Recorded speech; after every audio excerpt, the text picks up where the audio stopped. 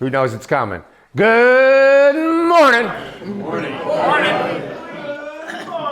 There we go. I'll accept that. So I'll tell this story because Randall butchered it. Oh, wait, did I say that out loud? Darn, I got to put that filter in, and I'm working really hard on my filter. So, yeah, I was in the New York Army National Guard many years ago.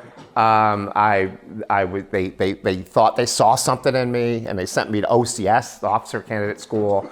I became a second lieutenant of an infantry platoon in the National Guard in the 80s, and we're preparing to go to war with Russia. And every weekend, I would go to, I'm the officer, I'm in charge, right? I'm a 20-something-year-old kid in charge of an infantry platoon. And my platoon would go hide because they didn't want to train. They just wanted to sleep and slack off. And I kept looking at them going, we're going to war. And when we go to war, they're all going to die, and it's my fault. That's what kept going through my head. And I saw the Granada. Remember Granada happened back in 83, right? 83. Saw the Rangers hit the airfield in Granada, and I said, that's where I want to be. That's who I want to be with. Those people really want to do the job. So long story short, I resigned to my commission as an officer and became a private so I could try out to become a Ranger. So that was the story he was telling me. So cool. All right. So 10-year thinking. 10-year thinking.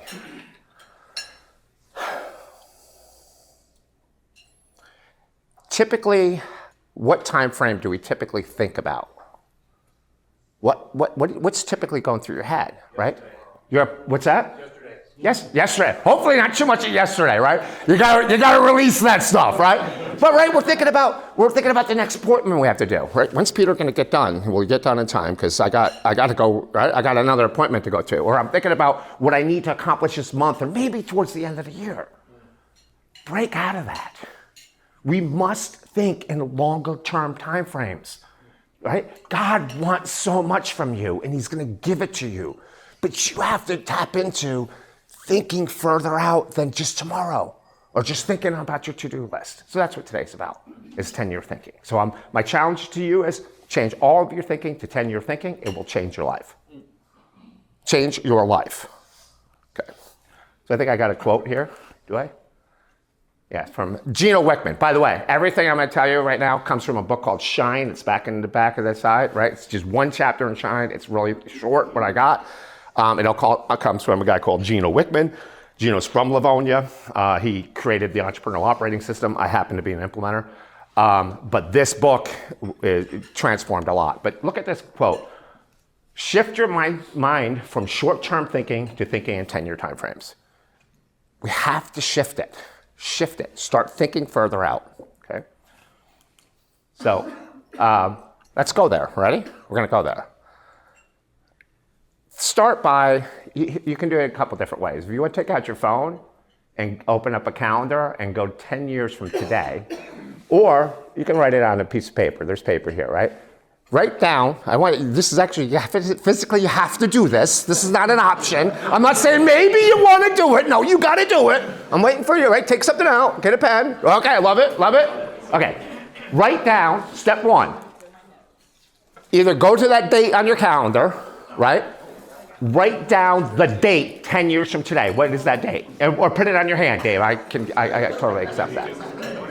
Write down your date 10 years from today. What's that date? 2034.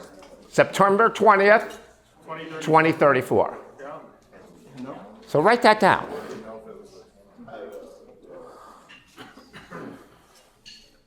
Now, write down what is your age going to be? How old are you going to be on this date 10 years from now? You don't have to share it. I'll share mine. I'm going to be 72. Okay, so you know, right? 72. Write down your age that you're going to be. You don't even look 70. What's that? You don't even look 70. I don't even look 70. Right. So write down your age on that date. Now, humor me. Close your eyes and think about that. 10 years from today. 10 years from today.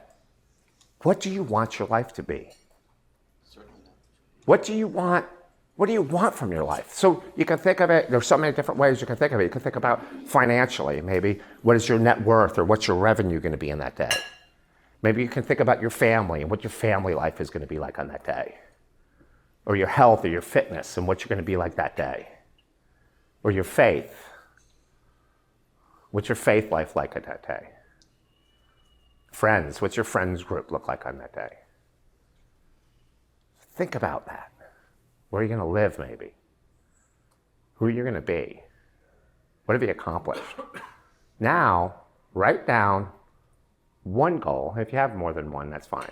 One thing of what you want your life to be in 10 years from now. Write down one thing. If you have a couple, if you want to write a list, I'm fine with that. If you want to hit a few different aspects of your life, do that. But what is it that you want in 10 years from now? Les Brown, a motivational speaker, one of his quotes is, all you need is a good decade, right? People, we humans, right? We're all wired, and we're wired differently, but there's so many things that are similar to us. Often we think about and we overstate how much we can get done in a year, but we understate what we can get done in 10 years. You can accomplish so much more than you could ever possibly think of. So stretch yourself. Think about, what do I want out of life in 10 years from now? Write it down. Write that down. Share it with people. Work with your spouse or your significant other. Share that. Talk about it. Look at it every night. I think that was the next step. Yeah, that was the next step, to write it down, right? Go there and think, where do I want to be in 10 years? You can get that. You can get everything you want out of your life. And I'll complete that with Zig Ziglar, who say, if you help enough other people get what they want, right? But you can get this. Think in 10-year time frames. Think further out. I'll share a personal story. Anyone ever read the book, The One Thing? The One Thing, Gary, from Keller Williams? Hey, a couple, right? Real estate, hopefully you've read it, John. John owns Berkshire Hathaway, key realty around in the area here. Right, so the Gary Keller, the One Thing, when he wrote that book, the premise of the book was this. If there was one thing in your life that made everything else easy or unnecessary, what would that one thing be? That's pretty deep. Isn't that deep? If there was one thing in your life that made everything else easier or unnecessary, what would that be? So I read this book probably 15 years ago. I want to say it's about 15 years ago. I wish I had found it when I was a little bit younger, right? I was probably 45 at the time. And it challenged me, and I'm like, what is that? That's one thing. How do I get to one thing? And I prayed about it. And I brought it to my meditation and to my prayer life. I thought about it. I wrote it on a board, on a whiteboard. People who know me know I have a lot of whiteboard in what I do. And I finally came up with it. So here was my one thing. This was 15 years ago. To rarely leave my farm and still see lots of people. I had no idea how I was going to pull that off. So what I did is I created a venue out of a 1913 dairy barn, started hosting weddings. That was the wrong thing to do, by the way. I would not recommend that for anybody, right? But what I tried to create is a space people wanted to come to, right? And it was kind of cool, right? It worked really well. So Gino, I was talking to Gino, matter of fact, it was in February. I've talked to him a couple times since, but I was talking to Gino in February. And I said to him, I'm not really sure how long I'm going to do this thing. I'm 62. Should I retire at 67? I'm like, but I just love what I do every day. And he says, Peter, he goes, stop thinking short term. I said, that's 5 years out, because it's short term. The samurai, they think generationally. They think centuries. They think in a legacy term. Well, that's pretty intense. He goes, I'm not expecting that from you. But at least think out in 10 years. Here we go again. I did that one thing. I pretty much had accomplished that, right? Other than I'm here. I would rather have you at my place. But that's okay. All right. So, right. So I'm like, what's my next 10 year? What's my next 10-year thinking? So, I read Shine, challenged me a little bit. I signed up for a group coaching, and I've created it, and I'll share that with you a little bit, right? But think out in 10 years. Say, what do I want my life to be like in 10 years? Because what we need to be doing is, if I know what I want it to be in 10 years, how am I behaving today that's going to help me get to there? What are my actions today? If I want to have a wonderful relationship with my wife and my children, maybe I shouldn't snap at them today. Maybe I should ask forgiveness when I fail. Because, oh, by the way, I fail a lot, right? Think in 10-year time frame will help you make better decisions today. It'll make you better decisions for next week and help you make better plans for the quarter or for the year. Think in 10-year time frame. Okay. There we go. So 10-year business cycle. This comes from Sam Cupp, who was Gino Wickman's one of his first mentors and coaches. Sam Cupp, if you know of him, he owned a lot of car dealerships around the Metro Detroit area, built a pretty big business. What Sam said to Gino once is that in a 10-year cycle, you're going to have 2 great years. You'll have 2 great years in a 10-year cycle. That same 10-year cycle, you have 6 good years. And then you're going to have 2 years that can put you out of business. Think of the dot-com, right? Think of 2008, 2009. COVID for some, right? 10-year cycle. That there's times that you're gonna have some great times, and you can think about this personally too, just beyond just your business, right? I often think of this from your business perspective. Understanding that this is going to happen will help you. Knowing that when you're in the suck, I think I'm okay with that, right? When you're in the suck, and that's as a ranger, we were often in the suck, right? Sometimes it was pretty bad, right? But when you're in it, when it's bad, when you're in the bad times, know that there's an end. Know that you're going to get through that. Be confident that says, oh yeah, this is just one of those, we can get through this, right? And then during these other years, prepare for that, right? As a business owner, have 6 months of operating expenses in cash in the bank. Make it so that if you have no income for 6 months, you're able to keep your business going. Do that personally as well, right? I think there's financial advisors usually in the room, right? So get one if you don't have one, right? So be prepared with that. There's going to be bad years as well. Because you're going to get through it. If you think in 10-year time frames, you're going to get through that and you're going to be able to accomplish so much more. So here's a methodology to really to take this 10-year thinking path. And you can take a picture of it. It's also in the book, I believe. Right? And it's about, right, again, writing down the date like we did, right? Reflecting on your accomplishments and how they made you feel. It'll help you ground yourself into where you really are, in who you are, because you should be you. God made you perfect. He doesn't make mistakes. He doesn't. He made you perfect. Know who you are because you want to ground whatever your thinking is in that timeline. And then write your first draft of your 10-year thinking. Share it with your significant other or business partner. So if it's from a business perspective, share it with your business partner. If it's about your family, share it with your significant other, right? Modify it, by the way. Modify it after the two of you create them. So it's like they're aligned, right? Because you want to be aligned with your spouse or your significant other. And then write your final draft. So I'm going to take you 10 years for me. Fair? This is me. So and I wrote this a bit ago, but it's July 25th. 2035, it's 10 and a half, or 10 years, 8 months.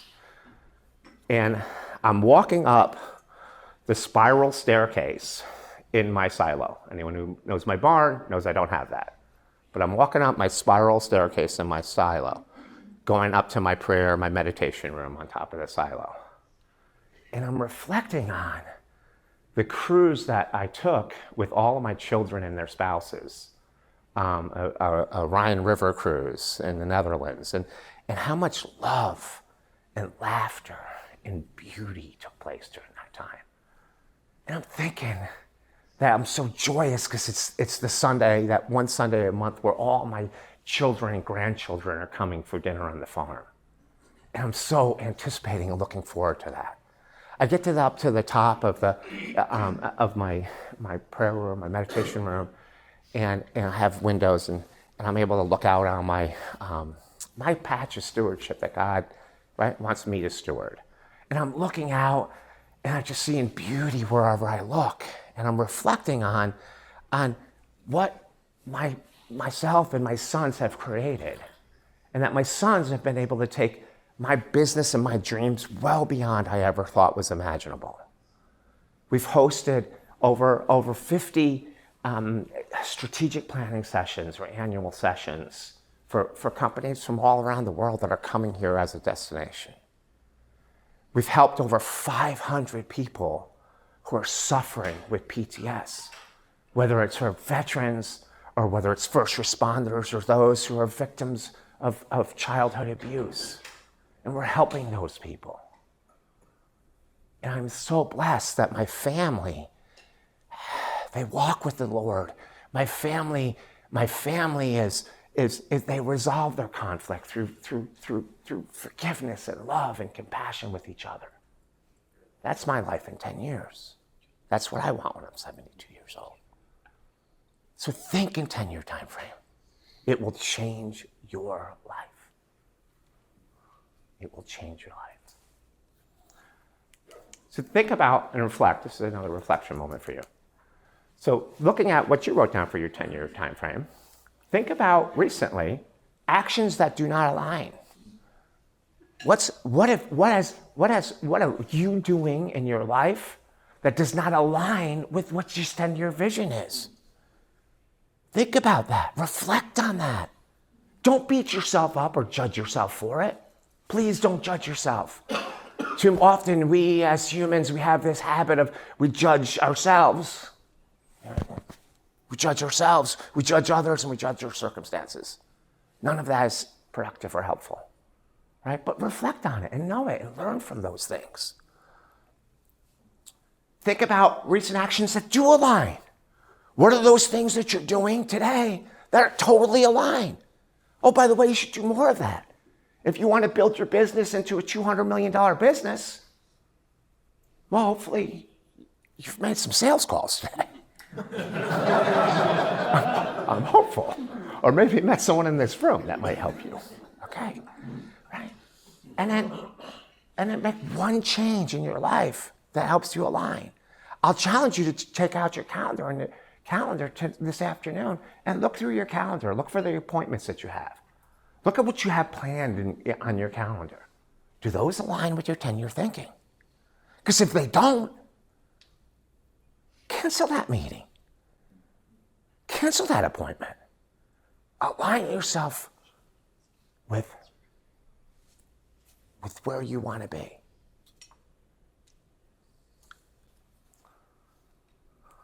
I haven't seen her put up any hands yet, so I think we're still okay. Okay.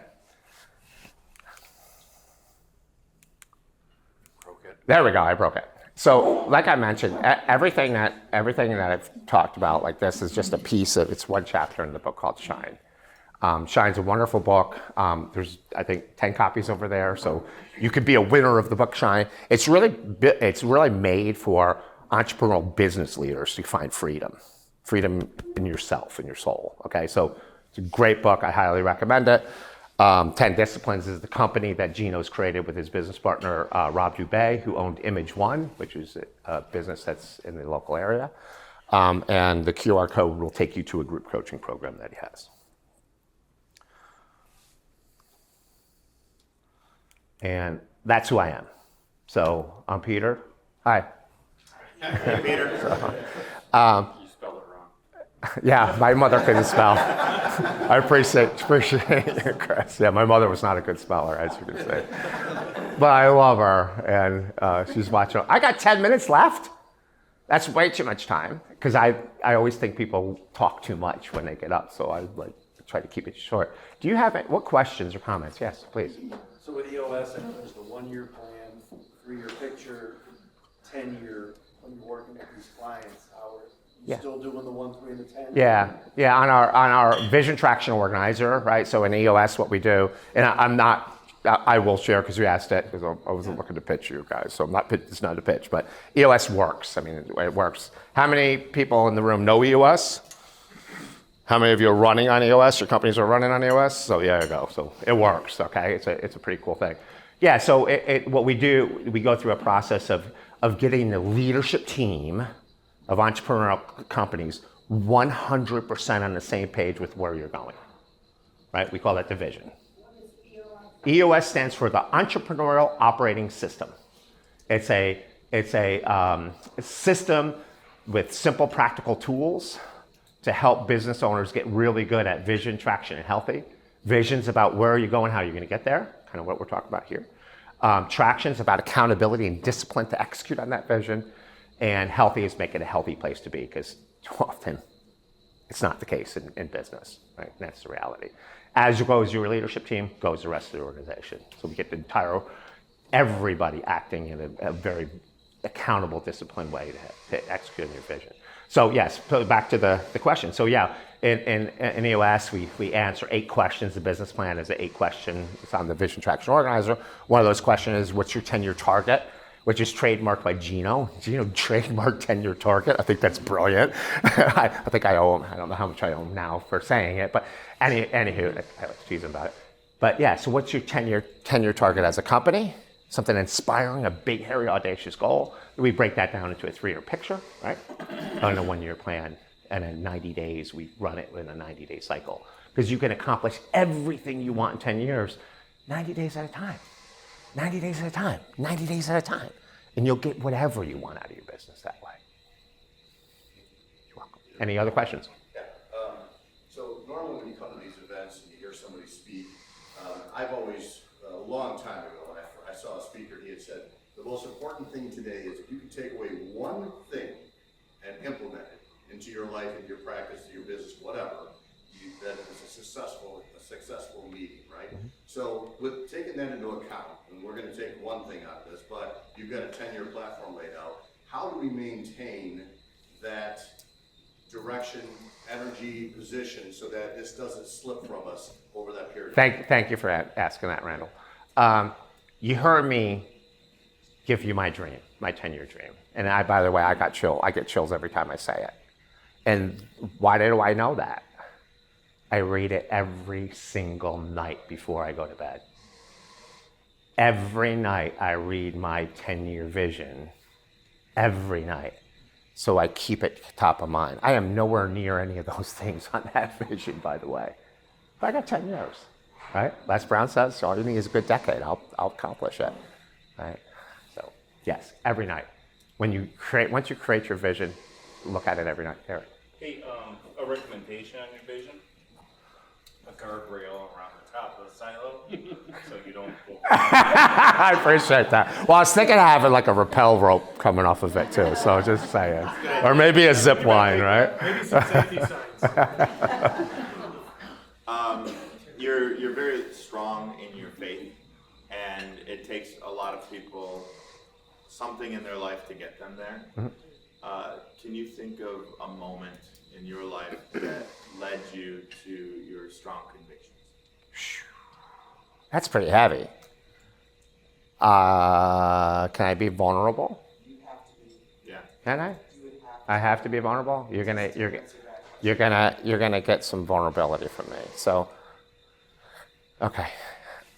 My clients who work with me know this story. You guys know me, and I'm pretty open and honest for the most part. Actually, for all part, maybe too open and honest at times. Been told that. Some feedback I received once, and I've been good today, haven't I? With your feedback specifically. So I was 9 or 10 years old, and my Uncle Pete died.